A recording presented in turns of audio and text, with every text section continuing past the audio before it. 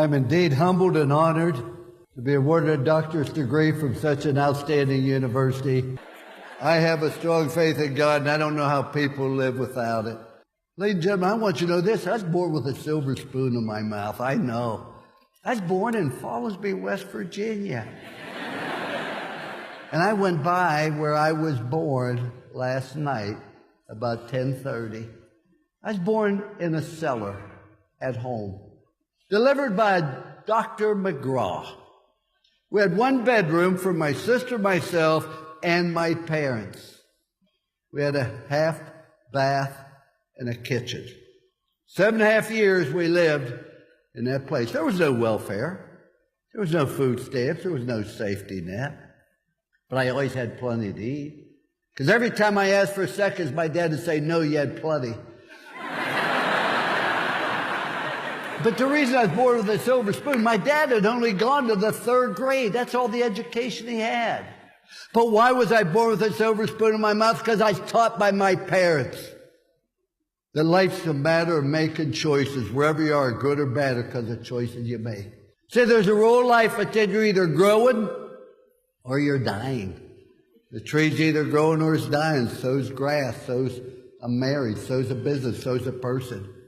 Doesn't have a thing to do with age. My birthday candles cost more than a cake. But it has everything to do. Am I trying to get better? Am I trying to prove we got on top and say, you know, this is pretty good. Let's maintain it. Let's not take any risk. We finished 2nd in the country at Notre Dame. Everybody called me an idiot. Guy finishes last in medical school. They call him doctor. That doesn't seem fair. When I left Notre Dame, I never thought I'd coach again. Where'd you go from Notre Dame? According to my mother, you go directly to heaven, you sit by the Pope. You don't coach anymore. And then I went to live in a town where the average age was deceased. And what I found out, I wasn't tired of coaching. You have to have something to hope for, something to dream. And even though you've done great things so far, what's going to happen now? I want to give you a simple plan. This is not something I talk about, it's something I believe, and it works. And I wish that I'd learned it when I was 21. There's only 3 rules you have to follow. Law number 1, do what's right. Do what's right and avoid what's wrong. If you have any doubt, get out the Bible. There's never a right time to do the wrong thing. And there's never a wrong time to do the right thing. Rule number 2. Do everything to the best of your ability with time allotted. Everybody can be the best you're capable of being. And I want to tell you, if you want to fail, you have the right to fail.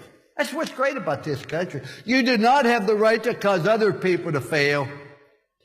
Don't blame anybody else, but if you get an education, you're willing to work and overcome problems and difficulties, in this great country, you can amount to something.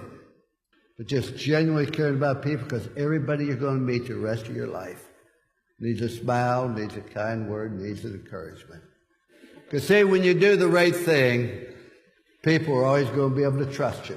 Trust, commitment, love. Because those are the 3 rules I had for my children, my team. My greatest accomplishment is not coaching, not TV, not speaking. The greatest accomplishment is my family. And I'm very proud of it. You can't take your money to heaven, but I'll tell you something.